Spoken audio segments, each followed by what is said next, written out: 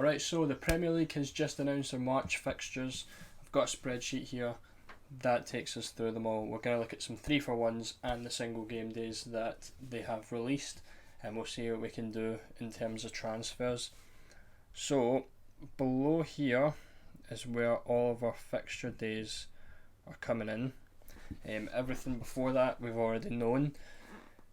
So straight away we're looking at this and we can see a big gap here with Arsenal, which is right after the Bournemouth game, and in that period of time where Arsenal have one day or one game, we can see that's a team like Liverpool has 3, Fulham has 3, Everton has 3, Brentford has 3, Forest have 3. I think that's everything for that. In terms of that, we've got 2 single game days in that time as well, which is Fulham v Brentford and Newcastle v Forest. I think everyone will have a Newcastle player for that day anyways, so I don't think we really need to worry about that. I think if you brought Mitrovic in recently, it's worth to keep him in until then anyways, but if you don't have him, that could be a decent point to jump on him if you want to take an Arsenal player out after Bournemouth and bring in Mitrovic for the single against Brentford. Or you could do Tony, seems to have better fixtures there as well if you've got the cash there. So a decent option could be whoever. I think a lot of people will be bringing in Arsenal players over the next week anyways. So someone like Saka, Odegaard, Martinelli. That's 3 players there that you can bring out after they play Bournemouth for someone like Ivan Toney. Captain him against Fulham, then you've got him against Everton and Leicester, which is actually a very good run of fixtures, so I can see that being a very popular move. Another one you can see is Brighton, also with the one fixture in that time. Maybe we've got like a Dunk, a couple Brighton defenders, as they have a decent run of fixtures in this time here.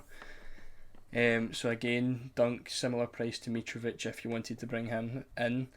However, you do have to know that Liverpool and Arsenal will probably be 2 difficult games.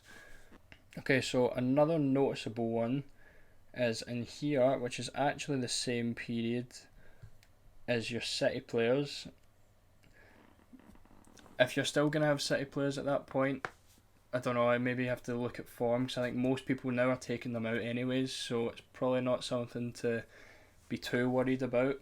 Maybe Rodri, if you've got the transfers there, it's maybe worth taking him out, because if we look at the model here, this is up to game week 33 that our fixtures are confirmed for, which means there's 10 game weeks left. 1, 2, 3, 4, 5, 6, 7, 8, 9, 10 games left.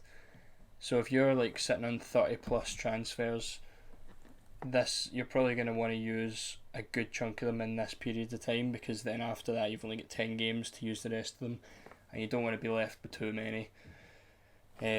So maybe if you're sitting on 30 plus, you're probably looking at wanting to use at least 15 to 20 transfers in this time. So you want to make sure you make good use of every single 3-for-1 that comes along. So someone like Rodri, maybe not Haaland, because he can always bag a hat-trick against Palace.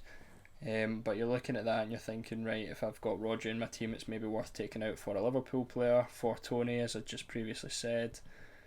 But yeah, you want to make sure you're making the best use out of these, because it's getting towards the end of the season and you don't want to be stuck with loads and loads of transfers in the bank.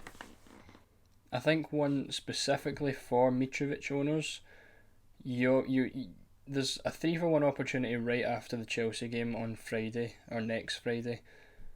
As you can see, there's a big gap, but you're probably going to want them against Nottingham Forest. So if you wanted to jump off of them after Nottingham Forest, they've got a 3-for-1 opportunity there with City.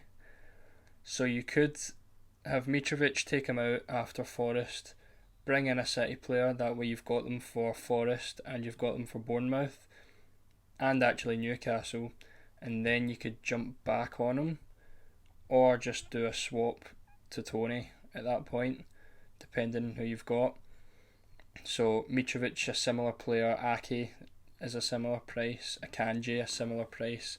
Obviously it's a bit difficult now with the City defenders, so it's really up to you, but if you've got the budget there, you could maybe go for an attacker, someone like Amares, if the money is there.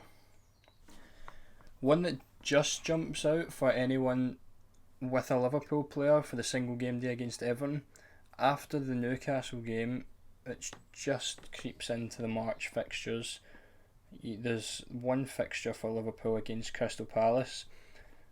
If you want to jump off someone like Salah, if you've got Salah, maybe you've got Nunez, after the Everton game, you can keep them for Newcastle, then take them out. 3-for-1 opportunities there with Leicester, Spurs, West Ham. I think that's it. Yep, that's just the three there. So if you don't, I know a lot of people probably won't want Salah after Everton or even for Everton, to be honest, because of his recent form. But if you've got him and you want to get rid of them afterwards, maybe a Spurs player, West Ham, Chelsea, Wolves. If you've not got Kane, the chances there. To be honest, I don't know if you'd want any other Spurs players. Maybe if someone comes into form in the next 3 games, it could be a decent look at. At Leicester, I probably wouldn't be touching, to be honest. West Ham, I don't think I'd be touching either. So it's probably worth looking at Spurs, more specifically Kane, if you don't have him already, as a jump-off point for Salah or Nunez. Another point to take note of, a lot of us are starting to bring in Man United players because they've got very nice fixtures coming up. This still counts as February here, but in this wee area here, they've got very little fixtures compared to a lot of other teams. So there's 3-for-1s with City, where they play Forest and Bournemouth. 3-for-1s with Liverpool, where they've got 3 not bad fixtures, including the single game day against Everton. So if you have the transfers there, that's probably the point where you get your players in for the single game day. I know a lot of people will be having Rashford at this point, so if you're looking to get him out, there looks like a good point. But going into March as well, we've got this wee area here with a 3-for-1 with Fulham and also Brentford, so it lets you also get one of your Man United players out for that single game day. I think when it comes to the Fulham Brentford game, no one really should be missing that because there's so much fixture gains for all the big players that it looks like it looks like you shouldn't be missing it really. Everyone should have a captain that day, whether you don't have many transfers or you've got loads, because it's such a good opportunity to get off of players and bring new ones in for a 3-for-1, including a captaincy, which makes it a 4-for-1. So it's kind of a no-brainer when you look at it that way. Looking into Newcastle, I think we've got this wee area here that stands out. A difficult game against Man City away, obviously. Right next to it, we've got a 3-for-1 with Man United. So if you wanted an extra Man United player in, I think also in that wee area we have 3-for-1 with Spurs. So similar to the last one. It's a decent chance to jump on any Spurs players that come into form. Who else have we got? Chelsea, Leeds and Leicester, decent games there if you want to bring someone in there. Chelsea are looking a lot more solid defensively with Badiashile coming in. So if you're looking for like a Thiago Silva, maybe even Badiashile himself, he's only 8.5 million I think he's come in at. So he looks like a good option if you're looking to get any Newcastle defenders out at that point. Then there's Brentford, and that's it for the 3-for-1s there. But I think Chelsea looks like a decent chance there. I think after the Everton game, once March is over, they have again still a decent run of fixtures after that. So if you're looking at Chelsea player, right in there, it looks pretty decent if you're looking to get rid of some Newcastle players at that point. I think when it comes to Newcastle though, you've got to keep in mind the single game day here against Forest. So when if you're taking them out, don't take them all out, make sure you leave at least one there that you can captain in that day. But then you look at Spurs, they don't really have many hop off points apart from here, but this is February, so that's not really taken into the March fixtures. A hop off point would be here, where they've got a few teams. Is it just one? Just Forest? With a 3-for-1 on them, so that's not really going to be worth it, especially when they play against Forest.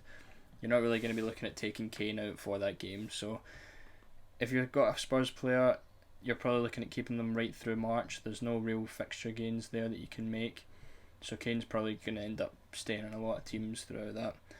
So March really only gave us 8 game days to look at. Not too much, to be honest, but again, you're going to be wanting to using your transfers throughout this point.